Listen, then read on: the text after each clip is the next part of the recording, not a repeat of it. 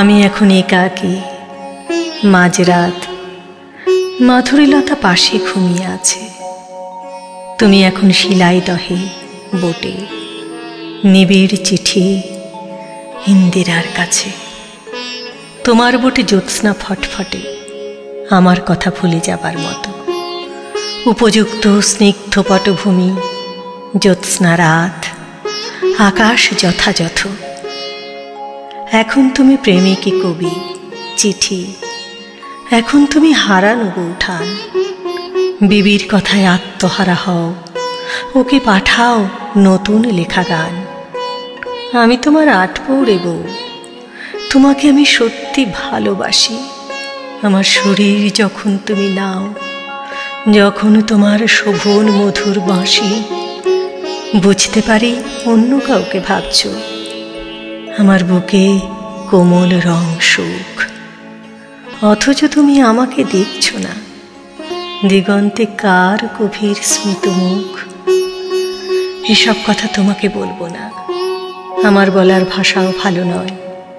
রাগ রাগিনীর সুর চিনতে আজও আমার দারুণ ভুলভ্রান্তি হয়। আমি একটা বোকা গ্রাম্য মেয়ে, তোমার লেখা বুঝতে ভয়ে সারা। আমায় তোমার কী বা প্রয়োজন রান্নাঘর আর শয্যা কক্ষ ছাড়া। প্রথম প্রথম তোমার ছন্দ ভুল শুধরে দিতেন নতুন বউঠান। এখন যেমন বিবি তোমার লেখা অসামান্য সুরে বসিয়ে গান। আমি নীরব একাকী মাঝরাতে, আমার কোনো নিজস্ব সুর নেই। যে সুর দিয়ে তোমার ঘুম ভাঙে, তোমার সে ঘুম আমায় ছুঁতে নেই।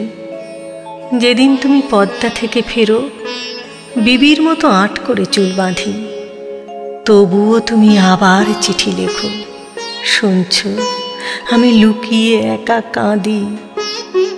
যেদিন তোমার অমন মুখে মেঘ, আমি সেদিন চোখে কাজল পরি। আত্মঘাতী বউঠানের মতো পিঠের ওপর চুলটা মেলে ধরি। তবুও তুমি মেঘ হয়েই থাকো। আর কিভাবে কত নকল করি। যারা তোমায় মেঘ বানিয়ে দেয়, তাদের মতো অধরা অপ্সরী আমি তো নই। এটাই আমার দোষ। আমার দুঃখে আভিজাত্য নেই, আমার অশ্রু লেখনি কোনো দিন। আমার ক্রোধেও রুচির ছাপ নেই। আমার কথা ফুরিয়ে এলো যেন। এসব কথা ফুরিয়ে যাওয়াই ভালো। তুমি এখন শিলাই দহে একা, ফুটছে প্রথম রূপোর মতো আলো।